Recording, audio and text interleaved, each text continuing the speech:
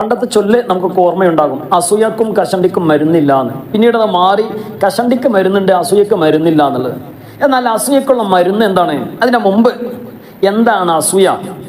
അല്ലാഹു സുബ്ഹാനഹു വ തആല മറ്റൊരാൾക്ക് നൽകിയ അനുഗ്രഹം, അത് സമ്പത്താകാം, അറിവാകാം, സൗന്ദര്യമാകാം, സ്ഥാനങ്ങളാകാം, മറ്റുള്ള കഴിവുകളാകാം, എന്തെല്ലാം നൽകിയിട്ടുണ്ടോ അതൊക്കെ അവനിൽ നിന്ന് നീങ്ങാൻ വേണ്ടി മനസ്സിങ്ങനെ പറഞ്ഞുകൊണ്ടിരിക്കുക. അത് മറ്റൊരാൾക്ക് എന്തെങ്കിലും നിയമത്ത് കിട്ടുമ്പോൾ അതിങ്ങനെ നീങ്ങണം എന്നുള്ളതായ ഒരു ചിന്ത നമ്മുടെ മനസ്സിലേക്ക് വരുന്നുണ്ടോ, അതിൻ്റെ പേരാണ് അസൂയ. അപ്പോൾ ഈ അസൂയ ഒരാളിൽ ഉണ്ടാകാൻ പ്രത്യേകിച്ച് കാറ്റഗറി ഒന്നുമില്ല. അത് ഉയർച്ച ഉള്ളവനും ഉയർച്ച ഇല്ലാത്തവനും ഉണ്ടാകാം, സമ്പത്തുള്ളവനും സമ്പത്തില്ലാത്തവനും, കഴിവുള്ളവനും കഴിവില്ലാത്തവനും ഒക്കെ ഈ അസൂയ മനസ്സിലേക്ക് വരാം. അപ്പോൾ അതിനൊക്കെയുള്ള ഒരു പരിഹാരം അല്ലാഹു സുബ്ഹാനഹു വ തആല നമുക്ക് നൽകിയ എന്തൊക്കെയുണ്ടോ അതിലൊക്കെ നാം തൃപ്തിപ്പെട്ടുകൊണ്ട് പൊരുത്തപ്പെട്ടുകൊണ്ട് ജീവിക്കുക. അല്ലാഹു തആല മറ്റുള്ളവർക്ക് നൽകിയ ആ അനുഗ്രഹത്തിൽ വർധനവുണ്ടാവാൻ വേണ്ടി നമ്മൾ എന്ത് ചെയ്യുക? അള്ളാഹുവിനോട് ദുആ ചെയ്യുക. അല്ലാഹുമ്മ ബാരിക് ലഹു, അവനിനി മലയാളത്തിലെങ്കിലും ദുആ ചെയ്യുക, അല്ലാഹുവേ അവനിനി ബർക്കത്ത് കൊടുക്കണേ എന്ന് പറഞ്ഞുകൊണ്ട്, ഇങ്ങനെയുള്ള ഈ ദുആകൾ നമ്മൾ ചെയ്തുകൊണ്ട് അദ്ദേഹത്തിന് ഇനി ബർക്കത്ത് ചെയ്ത് കൊടുക്കണേ എന്ന് പറഞ്ഞുകൊണ്ടുള്ള ദുആ.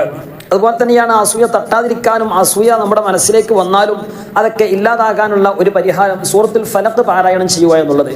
വമിൻ ശർരി ഹാസിദിൻ ഇദാ ഹസദ്, അസൂയക്കാരൻ അസൂയപ്പെടുമ്പോഴുള്ള അവന്റെ ഷർറിൽ നിന്ന് ഞാൻ കാവലിന് ചോദിക്കുന്നു എന്ന സൂക്തമടങ്ങുന്ന ഈ സൂറത്തുൽ ഫലഖ് പാരായണം ചെയ്യുന്നതിലൂടെ നമ്മുടെ കൽബിലുള്ള ആ ഒരു ഹസദ് എന്ന രോഗം നമ്മുടെ കൽബിൽ നിന്ന് എടുത്തു കളയാനും അതുപോലെ തന്നെ നമ്മളെ കൊണ്ട് മറ്റുള്ളവർക്ക് ഷർറില്ലാതിരിക്കാനൊക്കെ കാരണമാകും.